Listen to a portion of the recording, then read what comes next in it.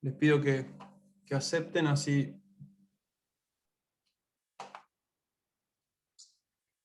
Bueno, buenas noches a todos y todas. Damos entonces comienzo a este nuevo encuentro de la asignatura de Ética y Responsabilidad Social. Como estábamos analizando hace minutos, vamos a comenzar con la última unidad de nuestro programa. Este encuentro y los dos encuentros que vienen vamos a trabajar en los textos de la unidad 4, que tienen que ver directamente con el tema de responsabilidad social y valor compartido. Y nos va a quedar un encuentro de cierre, de integración, para recuperar los conceptos principales que hayamos visto durante la asignatura, ver algunas de las elaboraciones que han hecho en sus consignas, está todavía por definirse, o si resulta pertinente profundizar en algún tema previo al examen, también le dedicaremos el espacio que corresponda en ese encuentro de integración. De todas maneras, ustedes tienen ya a esta altura de la asignatura una guía de autoevaluación con la cual pueden ir probando si están incorporando los temas o si están sintiéndose seguros y seguras con los temas que vamos viendo en la asignatura. Dicha guía de autoevaluación la tienen en el mismo aula virtual también, ¿no? Obviamente no es exhaustiva ni taxativa, sino que son simplemente los aspectos principales que nosotros identificamos de cada una de las unidades. Bueno, vamos entonces al texto de Friedman. Creo que es el primer texto de la unidad 4. Recuerdan que en el encuentro anterior analizamos el texto de Bernardo Klicksberg. ¿Sí? Bernardo Klicksberg, economista argentino, muy vigente, colaborador de Amartya Sen, otro de los autores con los cuales trabajamos en la asignatura, nos hacía un llamado a los docentes y a los profesionales de las ciencias económicas, a partir de una lectura que él tiene respecto de la crisis de valores que atraviesa la sociedad occidental. En gran medida él considera que eso es responsabilidad de las universidades, los universitarios, los profesores de ética, que de pronto formamos dirigentes y gerentes empresariales que luego, una vez que llegan a las organizaciones y empiezan a tomar decisiones, consideran los valores como una sugerencia, digamos, no como un imperativo de comportamiento, sino como una guía, como una sugerencia. Y se desvían de conductas que tienen que ver con el bien común. Entonces, Bernardo Klicksberg en ese textito breve propone varias cosas. Entre ellas propone que hay que promover una cultura empresaria nueva, una cultura empresaria ética, donde las empresas se preocupen por el triple impacto de sus acciones, ¿sí? Obviamente la cuestión económica, que tiene que ver con el deber ser de la empresa, pero también con las consecuencias sociales y ambientales que tienen las empresas. Profesor, perdón. ¿Estamos hablando de Klicksberg o de Friedman entonces? Ahora. Estaba haciendo una breve reseña de Klicksberg porque Friedman va a decir todo lo contrario a lo que dice Klicksberg, ¿no? Entonces, ok, gracias. No, bien, Federico, bien. Klicksberg nos dice, necesitamos empresas más éticas. Bueno, como siempre en la asignatura tratamos de plantear las diferentes posiciones en relación a los temas que vamos abordando. Cuando ustedes lean el texto de Milton Friedman, van a ver que este autor plantea totalmente lo contrario. Él plantea que la única responsabilidad social de una empresa es producir bienes y maximizar su beneficio, ¿no? Es la tesis de Milton Friedman. Para ser justos con Friedman, vamos a decir que él escribe este texto en los 70. Es un artículo del New York Times el que nosotros les proponemos, creo que es del 74, momento en el cual esto estaba muy en auge en Estados Unidos. Pero lo interesante es que él plantea totalmente lo contrario a lo que después Klicksberg y otros. Recuerden que Lipovetsky también en la unidad 3 nos habla del giro ético de las empresas, ¿no? Y él, más desde lo descriptivo, Lipovetsky nos comenta qué está pasando con la transformación de esta institución tan importante en el capitalismo que es la empresa. Bueno, Milton Friedman nos va a decir entonces que la única responsabilidad social de la empresa tiene que ser la maximización del beneficio. ¿Por qué les parece esto? O sea, ¿se les ocurre algún argumento con el cual sostener el hecho de que las empresas tienen que dedicarse a generar beneficios, a generar utilidades, y no preocuparse por otros problemas que no tengan que ver con la producción de sus bienes y servicios? ¿Alguno o alguna se le ocurre algún argumento posible? A mí lo primero que se me ocurre es que sea un decantamiento completo del sistema capitalista. ¿A qué te referís, Agustín? Si podés reformular o aclarar. Y que el capitalismo en sí, como modelo económico, a lo único que nos lleva es a eso, a maximizar los beneficios, a tratar de producir la mayor cantidad de bienes posibles, a mejorar las utilidades que reciben, no sé, las empresas, las clases dirigentes, los CEO y demás. Y como que toda la parte ética y toda la parte que venimos hablando, que planteaba tanto Klinsberg como Lipovetsky, que decías, queda relegada como para otro análisis o para otro segmento social y demás. Es lo primero Bien, que se me ocurre, ojo. no, está perfecto. Te estás A aproximando a un... mí, Sí. Ezequiel, perdón. sí, a mí, profe, se me ocurre, a ver, es una mirada así medio por arriba, de que por ahí lo tiene en cuenta como que para no perder por ahí el eje o la visión central de lo que deberían hacer.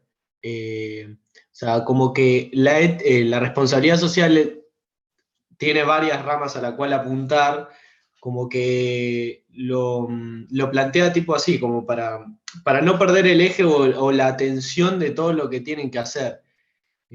Podría ser quizás un argumento, no sé, lo estoy pensando así, se me vino recién en la cabeza. Está muy bien, Ezequiel y Agustín. Ambos aproximan a dos de los argumentos que plantea Milton Friedman. Lo cierto es que esto no está tan claro, ¿no? No está tan claro que las empresas tienen que tener una conducta responsable con problemas ambientales o sociales. O sea, lo que dice Friedman, por ejemplo, es las empresas tienen que cumplir la ley, y punto. Que no es lo mismo, ¿no? Cumplir la ley es una cosa, pero preocuparse por proteger el medio ambiente es otra. Preocuparse por las desigualdades sociales, por la inclusión de sectores sociales es otro, ¿no? Es otra cuestión. Y la verdad es que este es un debate que hasta hoy día existe. O sea, no existe, por ejemplo, un marco regulatorio que obliga a las empresas a tener una conducta responsable. Ustedes me dirán si les parece que es conveniente o no que exista un marco regulatorio que obligue a las empresas a ser responsables. Es una buena pregunta. Hoy por hoy en nuestro sistema jurídico no está saldada esta cuestión. Sí existen, habrán visto, en realidad esto es un tema más de los estudiantes que están haciendo la carrera de contabilidad, que existen normas técnicas que avanzan sobre esto, pero la verdad que es un tema que no está saldado. Desde el punto de vista del marketing, de lo comunicacional, hay como más incentivos para que las empresas converjan hacia modelos de negocios responsables, pero legalmente no hay nada.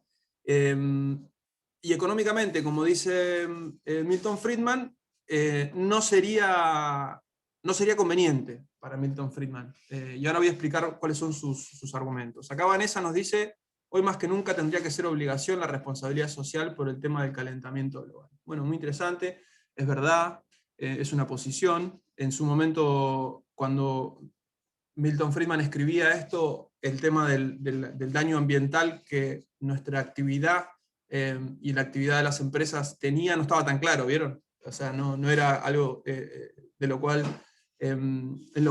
los empresarios o la sociedad civil en general se detuviese mucho sobre la idea de el agotamiento de los recursos no renovables y demás, inclusive muchas cuestiones que tienen que ver con la salud de las personas, y eso no estaban en la agenda de la sociedad civil. Hoy sí, ¿no? Hoy es como más evidente, como venimos diciendo hace un tiempo, hoy hay más problemas comunes que son más cotidianos, entonces estamos un poco poniendo bajo la lupa toda nuestra conducta, no solamente la conducta de las empresas y las organizaciones, sino también la nuestra. Friedman nos va a decir que hay al menos 5 argumentos por los cuales no las empresas no deberían hacer o dedicar sus recursos a actividades que no tengan que ver con su negocio principal. El primer argumento tiene que ver con la diferencia entre el accionista y el ejecutivo, o lo que en economía llamamos el principal y el agente, ¿no? Analizábamos hace unas clases anteriores que las empresas se han transformado profundamente en los últimos años, y el fenómeno este de diferenciación entre los dueños de las empresas y quienes llevan adelante su gestión, o sea, los CEOs, los gerentes, plantea toda una diferenciación que es interesante tener en cuenta, ¿no? Hoy ya uno puede ser dueño de una empresa, pero no necesariamente va a tomar decisiones sobre ella. Y aquí se plantea una primera cuestión. Lo que él dice es que el ejecutivo de una empresa, el gerente de una empresa, nunca puede hacer responsabilidad social, porque él tiene una dependencia moral, va a decir Friedman, del principal, que el principal es el dueño de la empresa, es decir, el paquete accionario mayoritario, si hablamos de la gran empresa en este caso, ¿no? Y siempre el interés del principal va a ser la maximización del beneficio. Cuando ustedes escuchan ya el planteo de la maximización del beneficio, ubicarán en el espectro político-ideológico a qué visión de la sociedad nos estamos refiriendo, ¿no es cierto? Y básicamente qué planteo ético está detrás. A esta altura del partido es algo que hemos conversado bastante. Entonces, teniendo en cuenta esto, él dice, y se para desde este lugar, dice, el agente nunca puede hacer responsabilidad social con una empresa porque él tiene una dependencia moral del principal, que es el dueño de la empresa, y el interés del principal va a ser siempre la maximización de beneficios. Ustedes después pueden estar en desacuerdo con lo que dice Friedman, pero no puede haber un gerente que se preocupe por hacer donaciones porque va a estar perjudicando a su principal, que es en definitiva el que lo contrata para que dirija la empresa. Es uno de los planteos y de los argumentos que él sostiene. El otro tiene que ver con el perjuicio al grupo de interés. Nuevamente, vivimos en una sociedad donde las empresas están integradas o están influenciadas por diferentes actores, los famosos stakeholders. Si hay algún estudiante de administración también lo tendrá en cuenta, o lo habrá visto, o los que hayan estudiado principios de administración lo verán, que son los famosos agentes de influencia que operan en el entorno empresario, básicamente los trabajadores, los proveedores, el mismo gobierno, los propios accionistas, la sociedad civil organizada. Bueno, son todos grupos de influencia que en el caso, sobre todo, de los accionistas, o de los proveedores, o inclusive de los clientes, cualquier decisión de un agente o de un empresario que implique erogar, o sea, destinar recursos de la empresa a actividades que no tengan que ver con la maximización del beneficio, va a producir un costo adicional, porque esa actividad éticamente valorable desde el punto de vista de la responsabilidad social empresaria, alguien la tiene que pagar. Entonces él va a decir, no se puede hacer responsabilidad social porque voy a terminar o cobrando más caro el producto a mi cliente, o teniendo menos recursos para pagarle a mis proveedores, o teniendo menos remanente entre ejercicios para distribuirle dividendos a mis propietarios. Alguien termina pagando esta fiesta socialista, dice Friedman, en la cual los empresarios se ponen a hacer beneficencia. Y eso va en perjuicio de los grupos de interés de las empresas, que en definitiva terminan costeando, digamos, este planteo subversivo, dice Friedman. Es un texto muy interesante para leerlo por el tono que tiene, y considera a la responsabilidad social empresaria, que hoy se habla tan naturalmente, como un intento de establecer un Estado centralista y una influencia comunista. Piensen que en los 70 estábamos en plena Guerra Fría todavía. Entonces esto estaba como muy, muy a flor de piel, y él le habla a la sociedad norteamericana, que tenía una posición muy marcada en ese conflicto, ¿no? Entonces, si hacemos responsabilidad social, alguien la termina pagando, eso va en detrimento de los grupos de interés de las empresas. Por otra parte, el otro argumento que él sostiene Hola Lucio, ¿cómo estás? El otro argumento que él sostiene es que en realidad esto termina siendo, si el empresario decide hacer responsabilidad social empresaria con su empresa, termina siendo una confiscación sin representación. ¿Por qué? Porque uno termina destinando parte de los recursos que genera a fines que son distintos a los que la empresa persigue.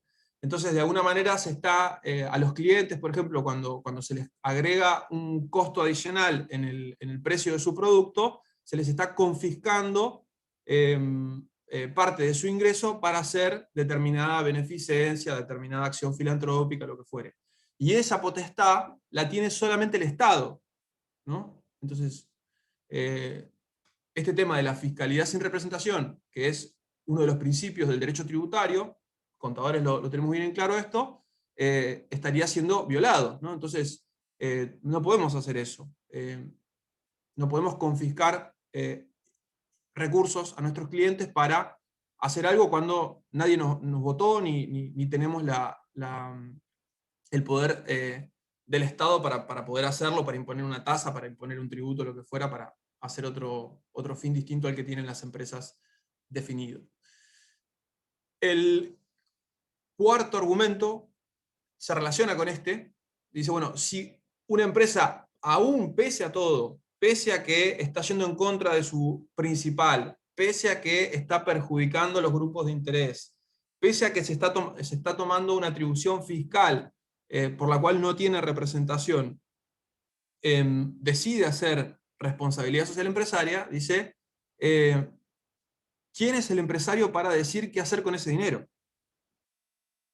¿Quién es el empresario para saber qué hacer con ese dinero? Si el empresario solamente sabe o debería saber de producir determinado bien o servicio, no de hacer beneficencia, no de resolver problemas sociales, nos va a decir Friedman. Para resolver problemas sociales hay que estar preparado, ¿no es cierto? Y por eso tenemos un sistema democrático que nos hace competir electoralmente para poder dar respuesta a los problemas de esa sociedad. Que supuestamente, ustedes me dirán si están de acuerdo o no, supuestamente en esa competencia electoral, en esa contienda, gana el más preparado para dar respuesta a esos problemas sociales, y es lo que garantiza la idoneidad del funcionario, ¿sí? En cambio, el empresario no lo elige nadie. O sea, no lo exige no lo elige una sociedad. La sociedad no lo pone en una tarima para dirimir a ver si sabe o no sabe de determinada problemática social, como para poder luego ponerse a intentar resolverla, ¿no? Entonces, cuestiona desde este punto de vista a la idoneidad del empresario para intentar o asumir, dar respuesta a determinadas problemáticas sociales que no tienen nada que ver con el fin o las finalidades de su empresa.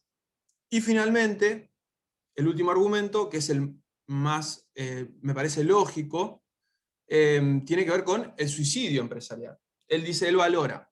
Esto se relaciona con el texto el concepto de Schumpeter que vamos a ver a continuación. Él dice, si los empresarios se ponen a hacer beneficencia con los recursos que obtienen de su actividad comercial, va a venir otra empresa que no hace esa beneficencia y va a ser mucho más competitiva. Porque si yo, en vez de el excedente que genero en la producción de mis bienes y servicios, lo destino a hacer caridad, no lo voy a invertir. No lo voy a usar para reponer capital. Entonces, si yo no repongo capital, por ejemplo, pierdo capacidades productivas. Entonces, si pierdo capacidades productivas, viene otra empresa que tenga mayores o mejores capacidades productivas y va, por ejemplo, a ofrecer un producto a un costo más bajo que el mío. Y eso en el mercado ya sabemos lo que significa. Significa que voy a perder tendencialmente una porción de mi renta, ¿no es cierto? Y a su vez eso va a implicar que tenga menos capacidad de inversión o que tenga menos capacidad de distribuir dividendos, por ende voy a tener menos respaldo mi paquete accionario, y así sucesivamente, dice, esto termina en un suicidio empresarial. Yo no puedo destinar en una economía cada vez más competitiva, globalizada, yo no puedo destinar recursos a otra cosa que no sean los que tienen que ver con el sostenimiento de mis capacidades productivas, la presencia en mis mercados, el desarrollo de mis productos, la innovación. Entonces es interesante también, ¿no? ¿Cómo sería un ejemplo de suicidio empresarial? Pregunta Hernán. La verdad, o sea, no lo sé, tendríamos que ver ahí algún caso de una empresa que haya hecho RCI y se haya fundido por eso. Yo la verdad que no lo conozco. Un poco el planteo de Friedman es un planteo teórico, ¿no? Él lo analiza desde el punto de vista de la eficiencia de los mercados. Después sabemos que no, o uno puede llegar a pensar que no es así, porque de pronto esto del suicidio empresarial tiene que ver con que los clientes son ultra racionales y van a elegir siempre el producto, por ejemplo, de menor costo, ¿no? La visión de Friedman es esto. Yo voy a elegir siempre el producto de menor costo. Entonces, de momento que parte de mis recursos los destino a hacer otras actividades que mis competidores no hacen porque no tienen una conducta ética, entonces voy a necesariamente tener que incrementar un poco el precio de mi producto o distribuirle menos dividendos a mis accionistas. Y eso va a terminar en que voy a perder mercado o voy a perder parte de mi paquete accionario. Bueno, eso es suponiendo, por ejemplo, que los consumidores siempre eligen en función del menor costo. Yo les pregunto a ustedes, cuando van al supermercado, ¿eligen siempre en función del menor costo de los productos? ¿O tienen otros criterios que los guían al momento de realizar esa elección? No, la calidad. Calidad, trayectoria, calidad. un montón de calidad. cosas. Exactamente. Últimamente estoy eligiendo porque sea cruelty free también. ¿Por qué sea? No te escuché, perdón. Que no te esté testeado en animales. Ah, bien. Bien. Claro, bueno, es que ese es un tema, ¿no? Uno por ahí, hoy por hoy, muy claro esto que nos enseñaba Lipovetsky, ¿no? Uno dice, bueno, si es un producto más saludable, si está hecho si el packaging está hecho con productos reciclables, o sea, empiezan a aparecer otros criterios, que obviamente el costo es muy importante, pero no pasa a ser el único, ¿no? En el análisis de Friedman, un poco se presume esta racionalidad estricta, ¿no es cierto?, del cliente, y para él es como ese supuesto suficiente para descartar, por ejemplo, que una empresa, como venimos viendo en la actividad que venimos realizando en el aula virtual, de pronto se presente como representante de determinados valores o de determinada idiosincrasia, que bueno, naturalmente a uno le puede parecer más empático comprarle a esa empresa ciertos productos, ¿no? No sé si les pasa, pero voy a leer un poquito el chat, porque veo que hay varias entradas. Dice Ezequiel, a ver, la no previsión del contexto o no responsabilidad puede llevar a largo plazo a que el que pague sea la empresa misma porque va degradando el mercado al que apunta. Claro, bueno, es así. Totalmente. Comparto lo que dice Ezequiel. Es interesante ver dónde está el justo medio aristotélico. Recuerda cuando hablábamos de Aristóteles y que nos definía la virtud. Para Aristóteles decía, el comportamiento virtuoso es ese justo medio donde uno no termina siendo ni un temerario ni un cobarde, ¿no? Por decir un ejemplo. Bueno, en las empresas me parece que pasa algo por el estilo. Uno no puede ser una empresa que no le importa nada, digamos, con tal de vender más y ganar más, ni tampoco ser una empresa que se vuelve tan responsable que se olvida de que forma parte de una competencia comercial, donde naturalmente tiene que cuidar su equilibrio económico para poder ser sustentable desde el punto de vista económico. Entonces, justo Pero medio se puede hacer las dos cosas. Se puede buscar un equilibrio entre las dos cosas. debería, Ocuparse ¿no? claro, ocuparse del alrededor también no está mal. Es lo mismo que, por ejemplo, cuando son tan exigentes en los trabajos y no le dan, por ejemplo, no sé, dan sanciones por, no sé, por faltar o por lo que sea, y no, por ahí quizás no evalúan por qué pasó, por qué faltó, o qué sucedió en el medio, y son, no sé, el extremo de ser estricto quizás también no está bueno. Comparto lo que dice Noelia, sí. Es entendible de alguien que nació en 1900. Estás al borde de criticarnos a los que nacimos en 1900, Hernán. Sí, es muy marcado el cambio ético. Bueno, es un cambio ético en definitiva, ¿no? Lo que venimos analizando es un cambio ético importante que llega al mundo de las empresas también.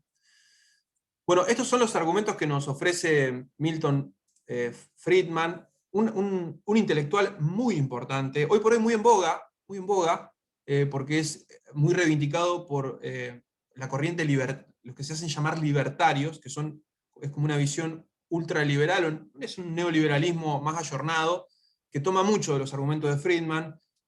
A veces es criticado injustamente, porque es un tipo interesante, es un liberal norteamericano que tiene planteos bastante progresistas también, pero lo cierto es que muchas de las recetas que él ha planteado tuvo una incidencia muy importante, por ejemplo, en ciertos gobiernos, como el de Margaret Thatcher, como el de Augusto Pinochet, tuvo una gran influencia en Martínez de Oz, ministro de Economía durante la dictadura en nuestro país, y muchas de las recetas que vienen a representar un liberalismo más extremo, han fracasado, ¿no es cierto? En los contextos en los cuales se ha aplicado, han fracasado. Desde el punto de vista conceptual, es tan simple y sencillo el planteo de Friedman que tiene mucha llegada a diferentes nichos de la sociedad, y hoy por hoy, insisto, está muy en boga porque lo reivindican bastante. La diferencia con el liberalismo manchesteriano, el liberalismo de Adam Smith, que nosotros hemos estado conversando, es que él aboga por la aplicación de estos mecanismos de mercado a prácticamente todos los ámbitos de la sociedad, a la salud, a la educación, a la cultura, a un montón de espacios que, como veníamos viendo, originalmente tenían otras lógicas, no necesariamente la lógica mercantilista, ¿no? Y bueno, uno puede después estar de acuerdo con los efectos que eso produce, o no, y tiene que tomar una decisión, pero en algún punto, como veíamos anteriormente, en el esquema de Bobbio, tiende a llevarnos a una forma de gobierno y a un planteo de la organización, de la organización social en la cual hay una falta de observancia sobre lo que es la igualdad entre los agentes de una sociedad, ¿no es cierto? Porque al proponer una expansión tan importante del mercado y por ende un corrimiento del sector público, deja espacio para una competencia que para él es sana en el largo plazo, pero en el corto plazo a veces genera muchas desigualdades y muchos problemas de conflictividad social. Pero es un tema obviamente más profundo, simplemente para darle un poco de marco a la propuesta de Friedman, y en el cual se entienda que lógicamente, si él plantea esto, imagínense en relación a empresas que tengan un giro más ético o que se preocupen por cosas que no tienen que ver con sus productos y servicios, para él resultaba inaceptable. Para él son mitos, él nos dice que la RCE es o sea, el mito de que la responsabilidad social empresaria sirve para resolver problemas urgentes, para él es un mito, que genera beneficios en las empresas también, no lo comparte. Va a ser muy interesante que esto lo puedan poner en discusión cuando analicen la actividad 7, que habla sobre la RCE en Mar del Plata, que es una actividad que preparé yo para la asignatura, porque acá se ven algunas de estas cosas, y sirve para discutir con Friedman sobre todo. Esta es un poco la tesis de Friedman, ¿no? Libre mercado versus Estado centralista. En el medio me parece que hay muchas cosas, pero él lo plantea así, como una lucha contra el comunismo en el contexto de la Guerra Fría.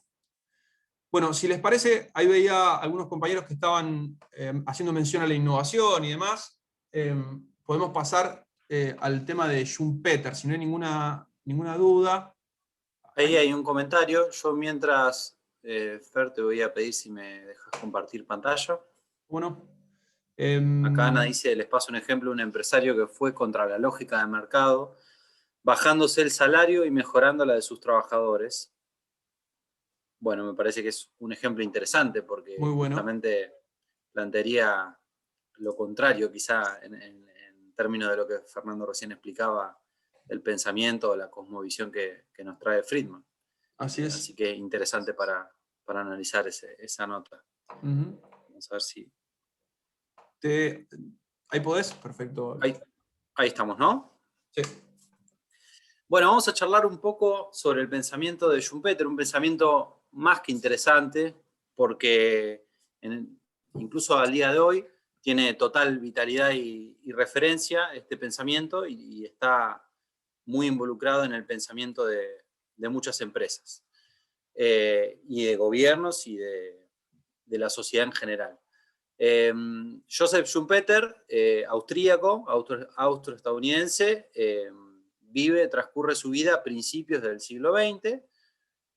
Además de sociólogo y economista, fue jurista, fue politólogo y fue ministro de Finanzas de Austria en 1919. Si bien el término destrucción creativa, que es un poco el centro del pensamiento schumpeteriano, ya había sido acuñado por otros autores, él fue quien popularizó el término. Él lo que plantea es que este concepto de la destrucción creativa, que ahora lo vamos a desmenuzar un poco y vamos a intentar que quede claro cuál es la centralidad de la idea, plantea que es esencial para el capitalismo. Imagínense ustedes que el planteo lo hace en el auge de la posrevolución industrial, en un capitalismo creciente que va avanzando, pero que no es el siglo XXI y no es la realidad que vivimos ahora, sino, imagínense este pensamiento hace 100 años atrás, cuando el concepto incluso de la empresa era un concepto en plena construcción. Él lo que plantea es que la destrucción creativa se constituye como un elemento clave para la búsqueda de competitividad en las economías. Es una palabra que va a aparecer mucho en la idea schumpeteriana, el concepto de competitividad. Tanto en lo interno como en lo externo. ¿Eso qué quiere decir? Que el concepto de competitividad va a aparecer tanto hacia adentro de las empresas, hacia el seno de las empresas, como también hacia afuera de las empresas, en lo que tiene que ver con el Estado, en lo que tiene que ver con la sociedad, e incluso en lo que tiene que ver con el concepto relacional en la relación entre países, es decir, entre economías nacionales. ¿Qué características podemos encontrar en la destrucción creativa, este concepto que nos trae Schumpeter? Él lo que plantea es que esas características tienen que ver con cambios en la especialización productiva, con mayor competitividad de las empresas, más y mejor calidad educativa y una reorientación de políticas públicas. ¿Qué podemos decir de estas características? Lo que empieza a plantear Schumpeter con respecto a la economía es que la economía empieza a trabajarse a través de círculos, y que esos círculos o ciclos no son iguales y no son estáticos, sino que son dinámicos y que dependen de ciertas condiciones y de ciertas proporciones que tiene la economía, y eso va a determinar si la economía crece o decrece y si es más o menos competitiva. Schumpeter lo que dice es, los ciclos económicos no son como un árbol que crece y que tiene un ciclo de vida y que después muere, sino que hay ciclos más rápidos, hay ciclos más lentos, y que eso va a determinar con estas 4 condiciones, en líneas generales. Va a tener que ver con la especialización productiva y cómo va cambiando, con cómo se ayorna esa competitividad de las empresas. Cuando habla de la calidad educativa, habla no solo de la calidad educativa en términos sociales, generales o filantrópicos, sino habla de la calidad educativa pensando en cómo puede mejorar la empresa esa calidad educativa. Piensen, hagamos una conexión con la actualidad, con 2021. Piensen hoy cómo la educación y el fortalecimiento de ciertas áreas específicas educativas tienen mucho que ver con el conocimiento que están requiriendo ciertas empresas para que ustedes como futuros profesionales puedan desarrollar su tarea. Entonces, imagínense que Schumpeter hace casi 100 años planteaba que más y mejor calidad educativa tenía que ver con cómo podía impactar de lleno en otra palabra que vamos a ver ahora un poquito más adelante, que es la innovación. Competitividad como innovación. Entonces, según el autor, esto se logra a través del trabajo conjunto del sector privado y del sector público, contando con un aval social para incorporar el cambio permanente como una forma eficaz de relacionarse. Entonces, ¿qué quiere decir esto? Este cambio o esta destrucción creativa no va a nacer simplemente por la voluntad de un empresario cualquiera en el marco de una economía nacional, sino que acá tiene que haber un trabajo mancomunado, plantea Schumpeter, entre las distintas empresas que componen el sector privado, el Estado como órgano permanente del sector público, y la sociedad legitimando y validando esa tarea de destruir creativamente para poder fortalecer la competitividad. Si nosotros pensamos en las dificultades y las oportunidades que encuentra la destrucción creativa, siempre hablando desde la tesis de Schumpeter, plantea el autor que existen algunos obstáculos para que ese proceso se genere, esa destrucción creativa. Encuentra dificultades a la hora de conseguir consensos, falta de identificación de valores comunes y una falta de compromiso con la modernización permanente. Fíjense si esto no le hace acordar algunas palabras que están también muy vigentes en el día de hoy. Es decir, cómo cuesta conseguir consensos, cuando se habla, y lo hemos hablado en algunas clases, de la grieta no solo en lo político, sino en lo social, de la dificultad de comunicación. Bueno, fíjense que estos conceptos ya aparecían hace casi un siglo atrás, y que eran importantes, según Schumpeter, evitarlos para poder avanzar en un esquema de competitividad. Según Schumpeter, para cumplir esos postulados, y esta es una idea importante y central de Schumpeter, hay que eliminar las empresas que no son eficientes, aunque eso implique una posible desvalorización del capital. Entonces, ¿qué quiere decir esto? Vamos a suponer que tenemos 100 empresas en nuestro país, solamente hay 100, que cubren todo el espectro económico de nuestro país. Lo que plantea Schumpeter es que si hay 10, 15 o 20 empresas, vamos a suponer, que son las que generan la competitividad, que son innovadoras, que desarrollan la inversión en tecnología, en educación, que tienen vínculo con el resto de los sectores, de la sociedad, del Estado, para ser más competitivos, y generan un oligopolio donde tienen la mayoría del capital concentrado en el mercado y las posiciones de mercado más fuertes, y las otras 80 empresas desaparecen. Está bien, dice Schumpeter, está bien que tienen que desaparecer, porque no invirtieron lo suficiente, porque no fueron lo suficientemente competitivas, porque no invirtieron lo suficiente en educación, porque no generaron la relación que tenían que generar. Obviamente es un concepto que tiene tela para cortar, yo lo dejo ahí pendiente, pero es un concepto fuerte y que tiene mucho que ver con lo que comentaba el profesor Fernando de la idea de Friedman también. La eliminación de la empresa desde la no eficiencia. Ante eso, ¿qué plantea el autor? La innovación va a dinamizar la economía, ya que las empresas se van a destruir creativamente y van a aparecer nuevos productos que van a dejar de lado los antiguos modelos de producción y organización. Entonces, para ir haciendo un hilo entre las cosas que venimos comentando, las empresas tienen, según Schumpeter, la obligación y el deber de destruirse creativamente. ¿Eso qué implica? Buscar la manera de ser más competitivas, buscar la manera de ser mejores para competir en el mercado. Aunque eso implique que otras empresas se destruyan, porque eso va a estar bien, porque eso va a ser la señal de que la empresa está siendo competitiva y está buscando una posición de poder en el mercado. ¿Y eso en qué va a derivar? En la aparición de nuevos productos, nuevos mercados. También, otra cosa para que relacionemos con la economía actual, las nuevas plataformas, las nuevas maneras de relacionarse, vayan relacionando con las cosas que les parece bien. No sé si alguno se anima yo ahí di una pista, ¿no? Con nuevas plataformas, pero digo, se imaginan si yo les tengo que preguntar hoy en 2021, ¿cuál sería un nuevo producto para ustedes que tiene que ver con esta competitividad? ¿Alguien se anima a dar algún comentario con respecto a eso? ¿Qué sería un nuevo producto hoy, en 2021 o en los últimos años?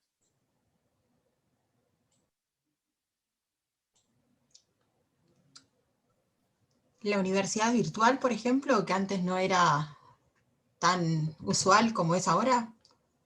Bueno, ahí Graciela, ¿verdad? Porque no veo cómo estoy compartiendo la pantalla. educación más allá de la universidad, ¿no? En general. Bien, bueno, el esquema de la virtualidad, la informatización de la economía en muchos niveles, es un aspecto, es un nuevo producto que no estaba en el plafón, digamos, económico, por lo menos en los últimos 40 o 50 años. Si bien la informatización va creciendo, los saltos que da la informática son exponenciales, digamos. Entonces, la economía, la tecnología empieza a ser obsoleta cada vez más rápido.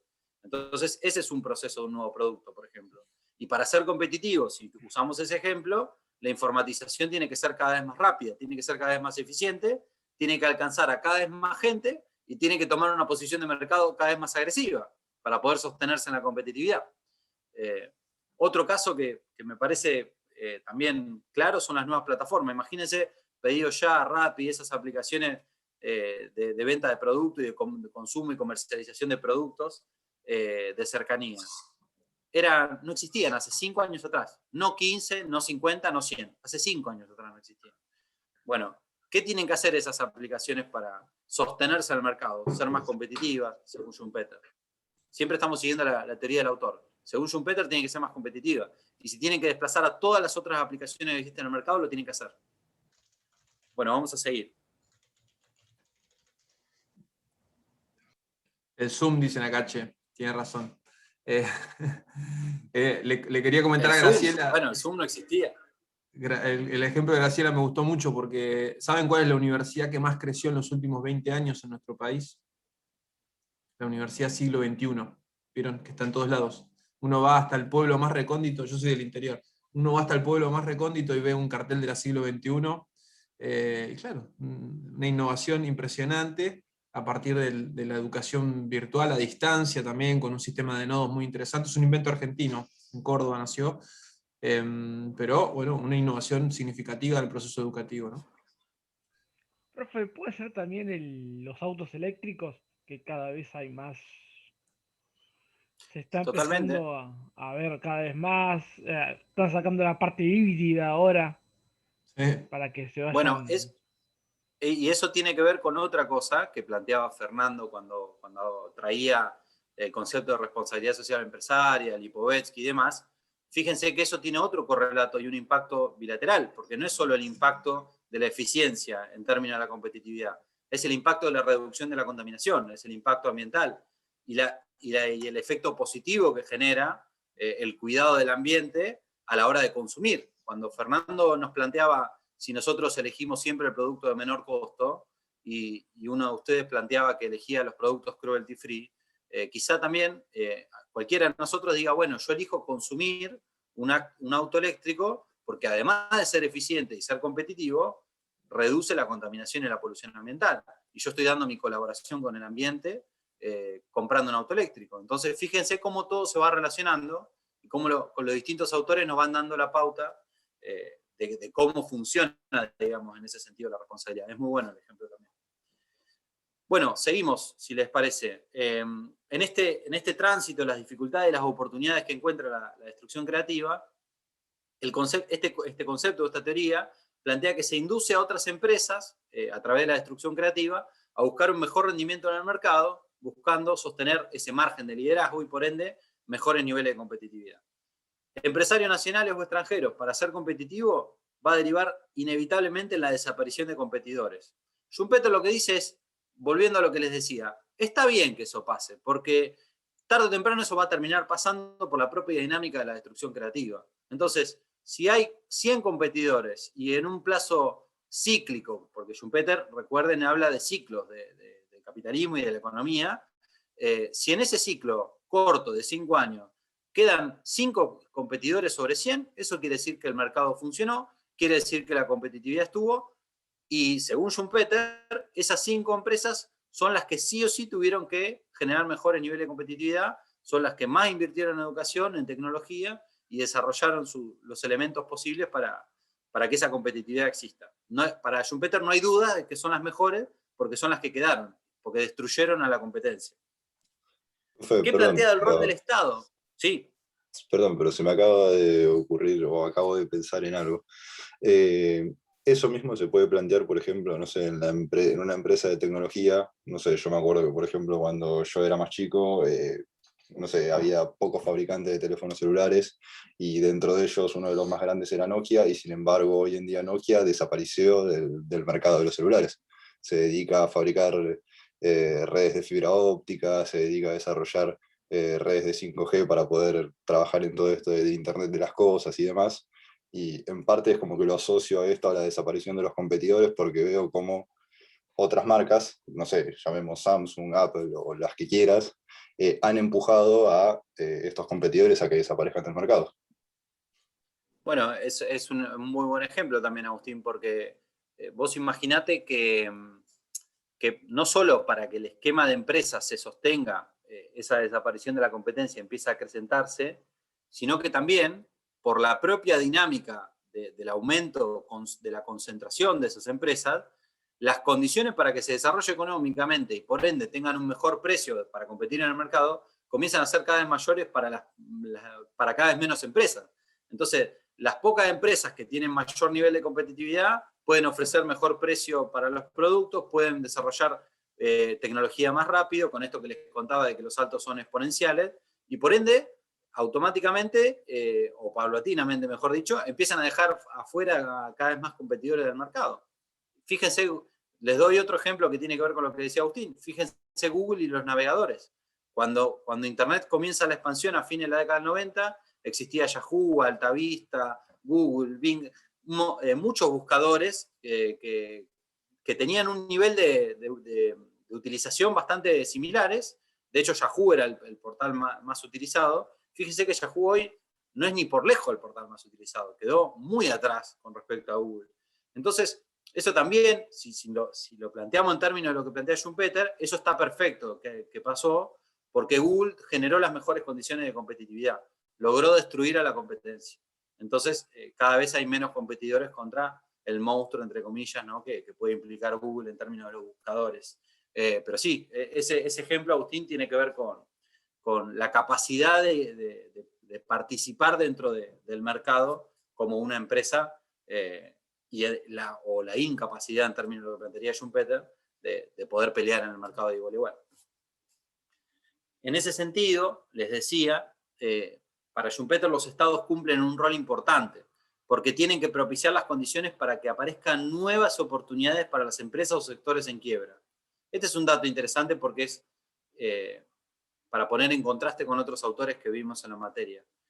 Lo que plantea Schumpeter es, el Estado tiene que dejar que la empresa quiebre, que la empresa deje de existir, no pueda competir más. No tiene que intervenir en ese aspecto. Lo que sí tiene que hacer es que tiene que generar las condiciones para que en algún otro momento, posterior a ese ciclo que se dio, que dejó que esa empresa tenga que forzarse a la desaparición, pueda volver a existir. Yo dejo la pregunta en el aire para que la pensemos. ¿Cuánto de eso tiene que ver con la posibilidad real de que esas empresas generen esa oportunidad? Digo, y va a tener que ver con otros conceptos que ya hemos visto o seguiremos viendo en las próximas clases, cuando, por ejemplo, hablamos de la teoría del derrame. Es decir, bueno, mágicamente, como suele explicar muy bien el profesor Palacio, va a empezar a derramarse el excedente económico y eso va a generar que todos puedan cobrar o adquirir su porción o la parte que les corresponde. Yo me permito preguntar, ¿cómo se propician de manera genérica las nuevas condiciones para que esas empresas que están en quiebra pasen a no estar más en quiebra? Es un concepto complejo, que de hecho muchos autores critican esta posición de Schumpeter. Yo me permito por lo menos hacer una anotación al margen para que pensemos cuáles para nosotros serían esas nuevas oportunidades que debería generar el Estado, para que lo charlemos quizá al final del pensamiento del autor. Plantea Schumpeter que la única manera de sobrevivir en el mercado es a través de una diferenciación positiva sobre la competencia. ¿Cómo sucede eso? En la destrucción creativa, a través de la innovación. Acá aparece este concepto importante porque está en la identificación más profunda del concepto de empresario aún hoy en 2021, y la reinvención de una manera continua y creativa. Es decir, para Schumpeter hay que diferenciarse, pero por la positiva con la competencia. No por lo que nos falta, no por lo que estamos haciendo mal, sino porque necesitamos realmente dar un plus como empresa, suponiendo que nosotros tenemos una empresa al día de hoy que necesita competir, tenemos que dar un plus. Tenemos que ser innovadores, tenemos que ser creativos, tenemos que generar algo distinto que permita que la sociedad elija consumir nuestros productos y no otros. Acá Agustín, estoy leyendo, pone incentivos a la producción, a la investigación de nuevas tecnologías. Bueno, tiene que ver con eso. Es decir, bueno, ¿cómo se puede los estados? Imagino que esto lo ponía respecto al rol de los estados. Bueno, Schumpeter plantea que esas nuevas oportunidades las tiene que propiciar el Estado. Un elemento posible puede ser un incentivo a la producción, quizá un régimen financiero diferenciado, la posibilidad de algún ajuste sobre los impuestos en un sentido positivo para que la empresa pueda desarrollarse. Bueno, lo dejo como una inquietud posible. Lo que plantea Fernando ahí en el chat del capital humano tiene que ver con el concepto que les decía hace un ratito de la educación. Más y mejor educación, más y mejor calidad educativa, desarrollo de capital humano para que la empresa florezca y tenga mayores posibilidades de sobrevivir. Schumpeter plantea que hacia dentro de cada empresa la destrucción creativa implica romper los esquemas existentes generando nuevos modos de acción, porque plantea en términos textuales que el cambio exige la destrucción. Entonces, para fortalecer el concepto schumpeteriano, no es que el cambio le viene bien a la empresa, no es que el cambio lo necesita como para ayornarse. Lo que plantea Schumpeter es, si no hay cambio, la empresa desaparece, está condenada a desaparecer. Si no se convierte en una empresa competitiva, no tiene margen de acción en el mercado. Tarde o temprano va a terminar desapareciendo. Entonces, es interesante que veamos qué rol cumplen los distintos sectores en eso. Y ahora vamos a ir a eso en el resumen. Esta teoría plantea que las sociedades tienen que fortalecer sus conocimientos, lo que planteaba el profesor Fernando respecto al capital humano tiene mucho que ver con eso, ya que son los individuos quienes van a innovar y por tanto van a destruir creativamente lo existente, dando paso a un esquema superador. Schumpeter en su teoría tenía claro que las empresas no son personas que piensan por sí mismas y que tienen una capacidad de desarrollarse, sino que son las personas humanas quienes hacen a la empresa, hacen al desarrollo de la empresa. Y por tanto plantea que hay que fortalecer el capital humano, el capital educativo, tanto cuantitativa como cualitativamente, para que las empresas den ese salto superador y puedan sobrevivir y competir en el mercado. Entonces, resumiendo un poco la idea de Schumpeter, gobiernos, empresas y la sociedad en general tienen que asumir el desafío de destruir creativamente para modernizarse y ser competitivos en un mundo globalizado, y eso va a conllevar, según el autor, a un mayor nivel de bienestar. Eso, fíjense que la idea de globalización empezaba a aparecer a principios del siglo XX. Imagínense si nosotros queremos traducir este concepto al día de hoy, las implicancias que tiene pensar en un mundo globalizado. Ya no es una tesis que empieza a crecer, sino que es parte de nuestra realidad cotidiana. Si en el marco de una economía nacional, en términos schumpeterianos, hay que ayornarse en la competitividad y en el desarrollo de estrategias que permitan sobrevivir, imagínense en un mundo absolutamente globalizado como el que tenemos ahora. No sé si tienen alguna pregunta, alguna opinión, algún concepto sobre esto que acabamos de ver, algo que no se haya entendido. Muy bien, Lucho, muy interesante. Bueno.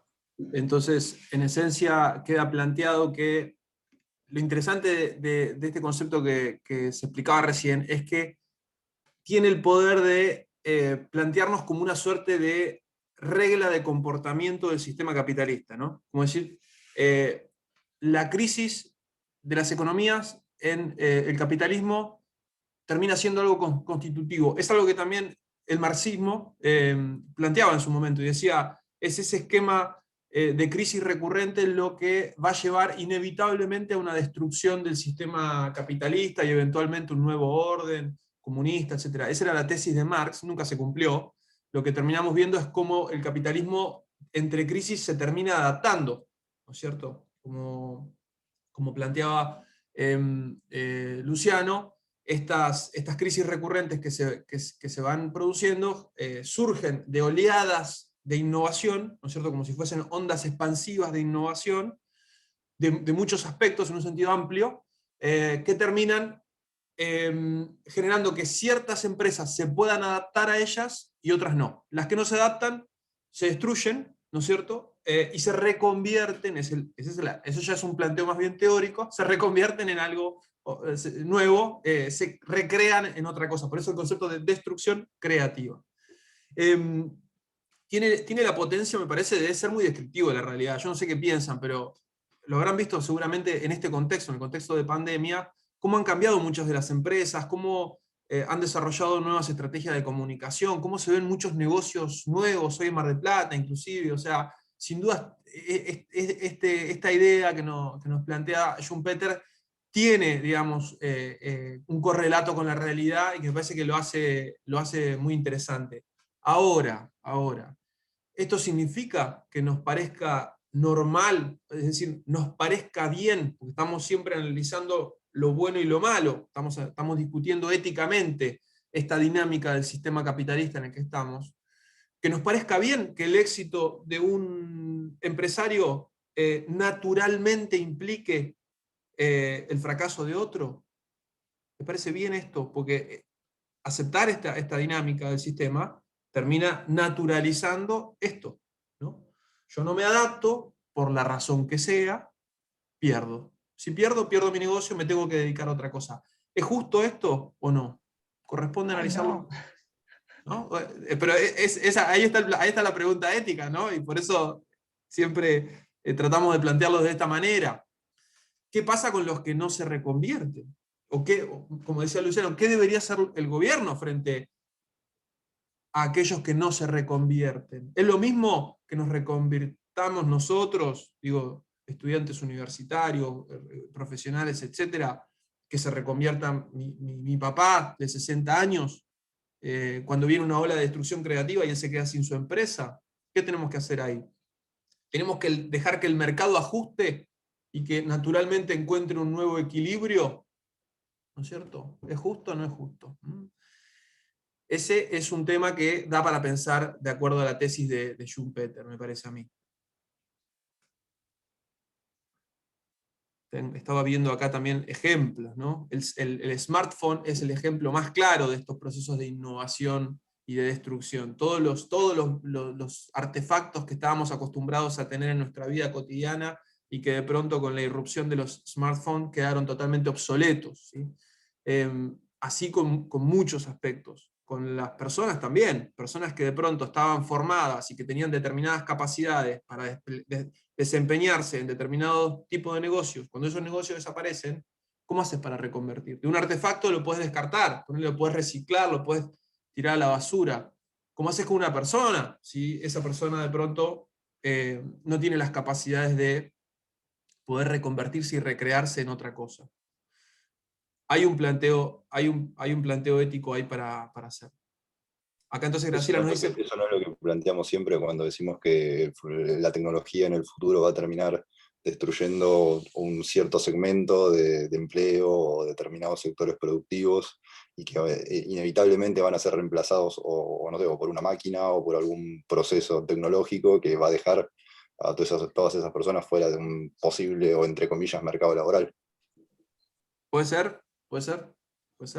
Hoy por hoy... Y aparte, con sí. eso que... No, perdón, Fer, no, que ahí Graciela decía, va a haber público para todo, que justo lo puedo relacionar con lo que decía Agustín. Gente grande no buscará un smartphone sino el viejo Nokia. Claro, eso es cierto. Ahora, si va a tener un teléfono Nokia, probablemente no pueda usar WhatsApp, porque WhatsApp ya no le va a permitir usar un teléfono viejo. Y no va a poder usar Facebook, porque Facebook tampoco le va a permitir usar un Nokia. Y no va a poder usar Twitter o Instagram o cualquier red social. Entonces, el volumen de esos ciclos de la tecnología también hace que la gente se vaya aislando en términos del consumo. Entonces, no es simplemente el hecho de decir consumo el smartphone más nuevo, sino a qué me estoy integrando cuando consumo el smartphone más nuevo. Y es esto que decía Agustín. Pasa con el mercado laboral, pero también pasa con la forma de comunicarte y de sentirte parte de la realidad actual. Y eso tiene mucho que ver con esta capacidad de competir o no competir en el mercado. Porque si las propias... digamos, el valor que tiene, por ejemplo, una aplicación dentro de un teléfono, hace que vos puedas sentir que tu teléfono eso no es obsoleto. Y eso era algo inimaginable hace 20 o 25 años o 15 años atrás, quizás. Exactamente. El caso más paradigmático, me parece, es Uber, ¿no? El caso más paradigmático acá es Uber. Y la tensión que se genera entre los proveedores de los servicios de transporte particular, en este caso los taxis, los remises, y esta nueva economía esta nueva empresa de plataforma que nos propone a todos ser emprendedores, ¿no? Y desde un teléfono prestar un servicio que tiene otras características, que es más, entre comillas, pareciera ser más competitivo que el servicio del taxista tradicional. Y te ponen un dilema ético ahí, porque a quién no le gusta saber quién te lleva, en qué auto viene, si está limpio o no, si es un tipo que te trata bien o no. Te ponen, ¿no es cierto?, el ejemplo del Uber con el auto impecable y que te ofrece un montón de servicios y una experiencia de viaje versus el taxista que se fuma un cigarrillo y, bueno, no sé. Y ahí hay un tema, ¿no? Ahí hay un tema de cómo nos posicionamos.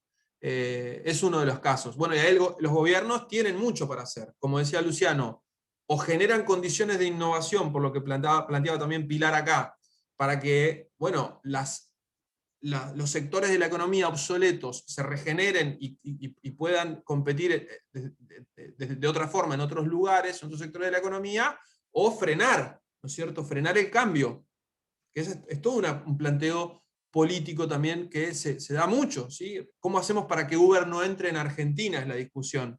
Entonces el gobierno impone restricciones. Nuestro Consejo Deliberante trató la llegada de Uber a Mar del Plata, fíjense, ¿no? Entonces, y ahí también está la discusión de hasta qué punto existe la libertad de empresa o no, ¿no? ¿Hasta qué punto existe la libertad de empresa? Porque si yo soy un planteo liberal a ultranza, que no existan aranceles a las importaciones, que no exista restricción para el acceso de capitales, que todas las empresas puedan radicarse en nuestro país, competimos abiertamente con todo. Bueno, ¿qué termina sucediendo? Bueno, tenés estas tensiones, tenés estos problemas que operan sobre nuestra realidad, y que es difícil tomar esas decisiones, porque en el medio hay personas, hay gente que se queda sin trabajo, ¿no?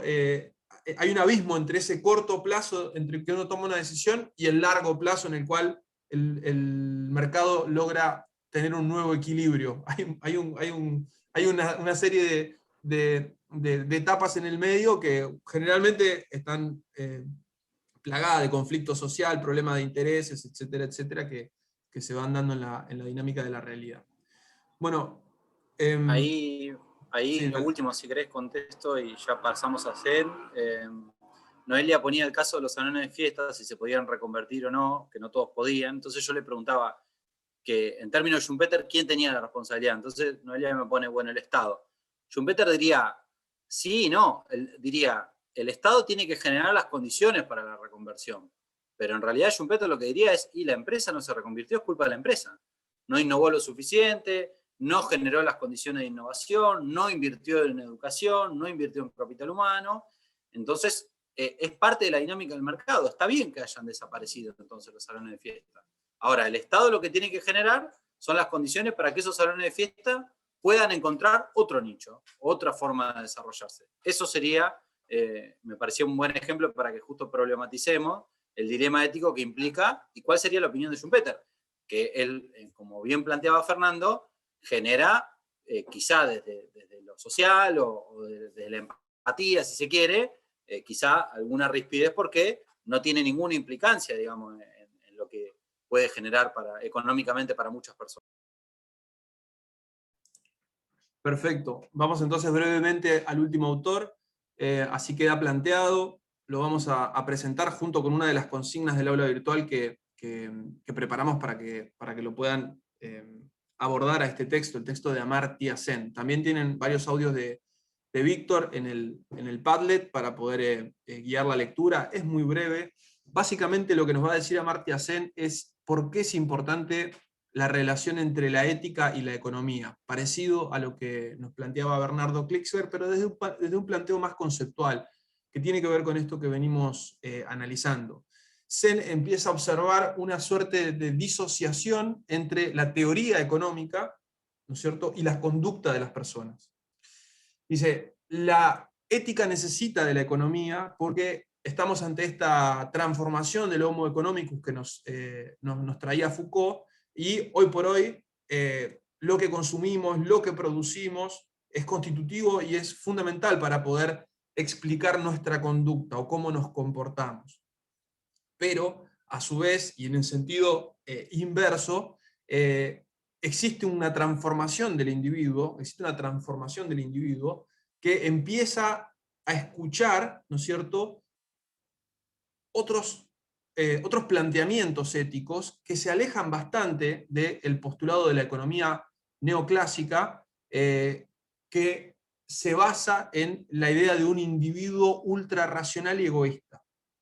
Hoy por hoy, ese supuesto sobre el cual se edifica todo el planteo neoclásico de la economía que utilizamos para explicar los fenómenos de la realidad, para predecir el comportamiento de las economías, hace ruido, porque el individuo ha cambiado, porque el individuo tiene otros patrones de comportamiento, producto que hay una transición ética en el paradigma dominante. Entonces, hay que hacer un reajuste de la economía porque no sirve o está perdiendo su valor descriptivo y predictivo, dice Amartya Sen, que él también es un economista neoclásico, pero es un economista neoclásico que representa cierta heterodoxia dentro del mainstream de la economía, ¿sí?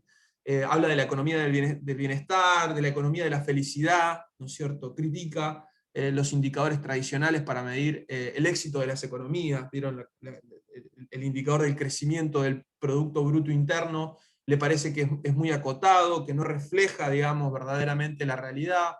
Y entonces, en su texto lo que hace es un llamado a tratar de reconciliar a esta teoría económica con los nuevos planteamientos éticos que empiezan a emerger en este contexto histórico de la posmodernidad que nosotros venimos analizando.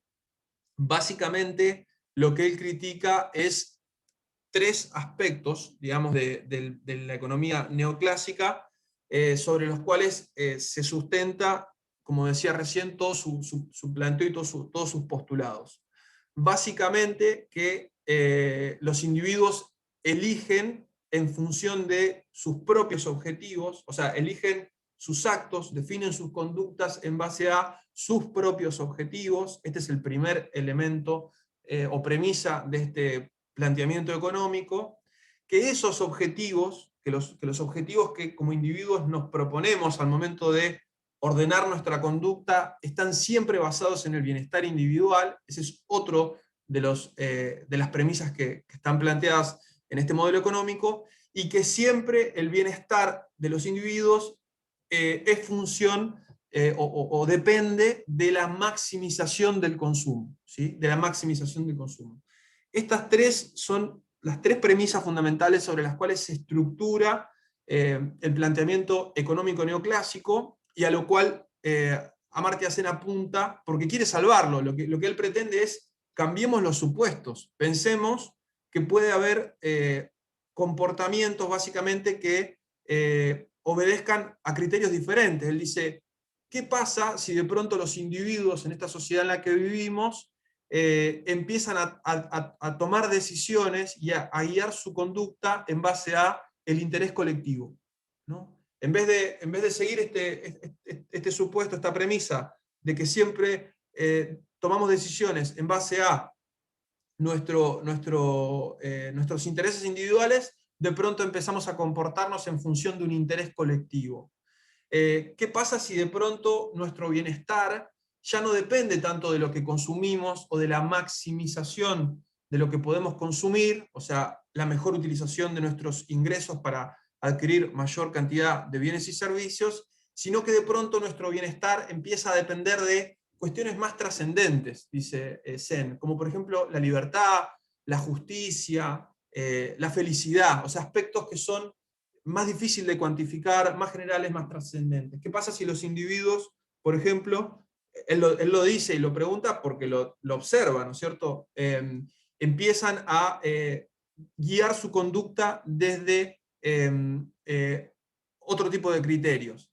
Entonces, él lo que plantea concretamente es, ¿qué pasa si este supuesto, o sea, estos supuestos derivan en una hipótesis que tiene mucho que ver con el planteo de Adam Smith que veíamos hace varias clases, en la cual lo importante desde el punto de vista económico es que cada uno maximice su función de utilidad, es decir, sacar el máximo beneficio de la cantidad de recursos que maneja. ¿Y qué pasa si eso en realidad, supuestamente la teoría neoclásica dice que si cada uno maximiza la función de utilidad de los recursos que tiene, la sociedad en su conjunto va a llegar como una suerte de óptimo en el cual se equilibra, y entonces no depende tanto de una cuestión de cómo se asignan los recursos en un conjunto, sino con que los individuos sean racionales y apliquen este tipo de supuestos, la economía va a estar funcionando en su óptimo, por así decirlo. ¿Qué pasa si en realidad eso no es así? ¿No es cierto? Y eso no es así cuando los individuos tienen o asumen otro tipo de criterios al momento de organizar su comportamiento. ¿Cómo se explica esto en lo concreto? ¿Qué pasa si los individuos empiezan a ser de pronto menos egoístas? Porque esto tiene que ver con el planteo original del liberalismo, en el cual supuestamente, lo hemos planteado muchas veces esto, planteó Adam Smith, en el cual Adam Smith nos decía, no es la benevolencia del carnicero de donde obtenemos nuestra cena, sino de su preocupación por sus propios intereses. Digamos, ¿no? Es el egoísmo del carnicero el que termina indirectamente haciendo de que yo tenga un pedazo que tenga un plato de comida en mi mesa, porque ese carnicero se preocupa por levantarse a la mañana, porque quiere ganar más plata, para ganar más plata nos vende el mejor producto, nos lo acerca de la mejor manera, etcétera, etcétera. Es ese egoísmo, dice Adam Smith, esa ambición de lucro de ese individuo, la que me permite a mí tener, en el momento en que yo lo quiero y cuando tengo los recursos, ese plato de comida. Dice, ¿qué pasa si no es ese egoísmo lo que impera? ¿Qué pasa si de pronto los individuos cooperan? Es decir, colaboran.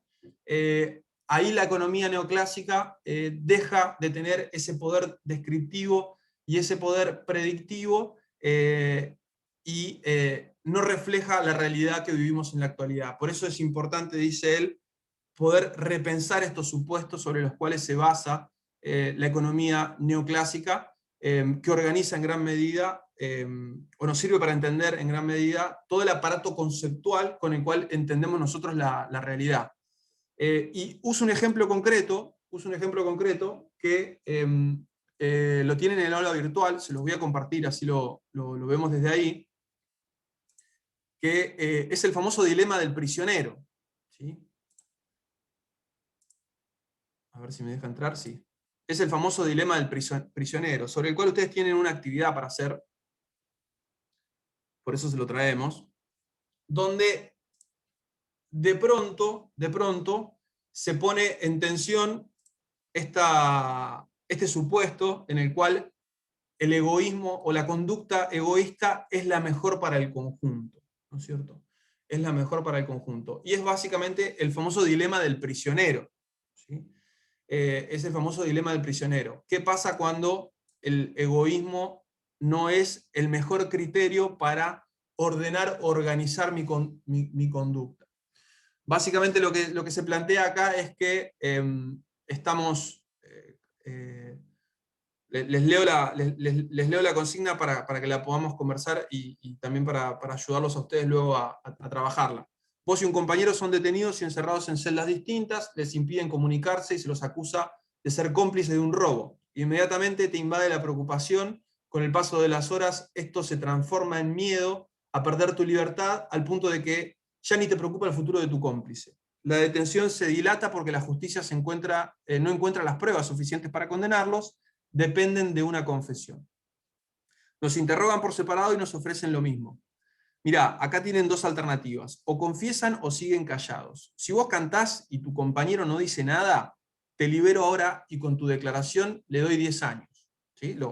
Si yo agarro y declaro, y mi compañero no declara, no dice nada, a mí me liberan y a mi compañero, a mi cómplice, supuestamente, le dan 10 años. Si vos no decís nada y tu compañero confiesa, él queda en libertad y a vos te guardamos 10 años. ¿No es cierto? Si se da el caso inverso, ¿no es cierto? Si él declara y yo no digo nada, a él lo liberan y a mí me dan 10 años. Si los dos se arrepienten y confiesan, los condenamos por 5 años a cada uno. Si no confiesan, reciben ambos 1 año de cárcel, ya que solo los puedo condenar por un delito menor, en este caso por la aportación de armas. Y nos dan un día para decidir. La pregunta que nosotros les hacemos, y sobre la cual van a tener que trabajar, es si traicionarían a su compañero, es decir, ¿delatarían o no delatarían? Este ejemplo surge de un dilema muy famoso que nos sirve para entender el texto de Amartya Sen, que los invitamos a leer y demás, para que comprendamos esta discusión que nos propone Sen sobre los postulados o las premisas que guían hoy por hoy la teoría económica. Es un texto breve. ¿Qué es lo que vamos a analizar acá? Nosotros tenemos dos alternativas. Estamos presos, ¿no es cierto? No sabemos qué va a ser nuestro cómplice, estamos en celdas diferentes, y sabemos que si nosotros confesamos y nuestro compañero no, nos liberan y a él lo condenan. Si nosotros confesamos y él también confiesa, nos dan 5 años, ¿no? Entonces, desde el punto de vista de la actitud egoísta, si yo me paro en pensar mi propio beneficio, siempre me va a convenir confesar, ¿no? Porque en el peor de los casos me dan 5 años. ¿Sí? Me dan 5 años. Desde el punto de vista de la racionalidad individual, lo dominante sería esto. Ahora, y acá es donde viene el planteo de Sen. Dice, ¿qué pasa si los dos, pese a que no se pueden comunicar y no pueden coordinar, los dos deciden cooperar? Y ninguno dice nada. Si ninguno dice nada, los condenan por un delito menor. Los dos estarían, creo que eran 2 años en la cárcel, ¿no?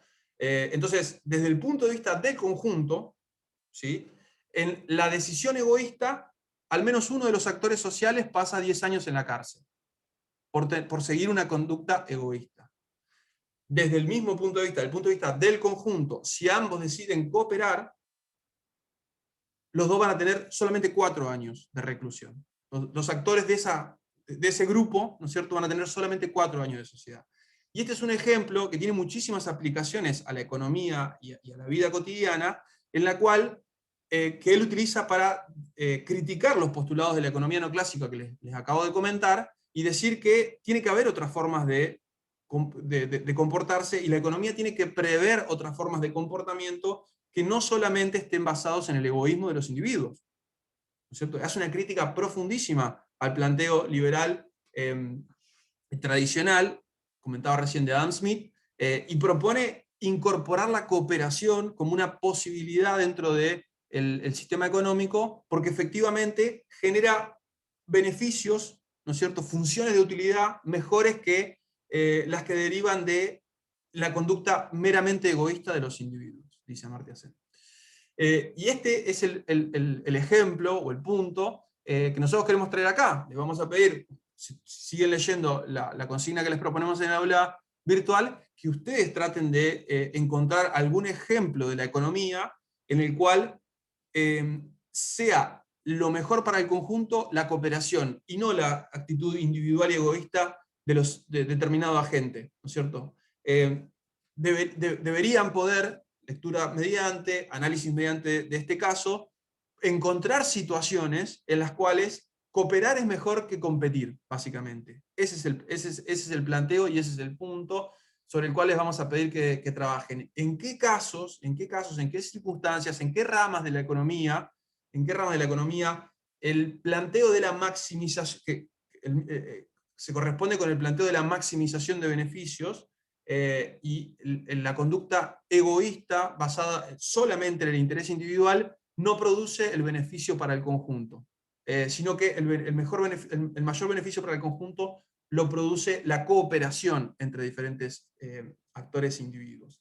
Esto es lo que queríamos dejarles de Amartya Sen para que lo piensen, ¿no es cierto?, para que cuando lo lean puedan obviamente familiarizarse más rápido con el texto, para que lo piensen y para que indagando, investigando en la web, nos puedan citar en el foro de la materia algún ejemplo en el cual este postulado de Amartya Sen se verifica, ¿no? Y rompemos un poquito, nos animamos a romper un poquito este postulado con el cual tantos nos hemos formado, de que lo que importa en definitiva es mi propio beneficio y la maximización de mi función de utilidad. Ese es el planteo de Amartya Sen. Lo dejamos aquí. En el encuentro que viene vamos a trabajar el texto de Porter y Kramer seguramente, y vamos a ver algo de Nozick, ¿no? Y el de Piketty también. Bueno, entonces capaz que alguno va a quedar para el otro encuentro. Y bueno, los invitamos a seguir participando del aula virtual, como lo han hecho muchos y muchas hasta aquí. Les va a servir para poder trabajar los textos y después llegar de la mejor manera al examen. Así que bueno, nos vemos el jueves que viene, si les parece. Hasta el próximo jueves.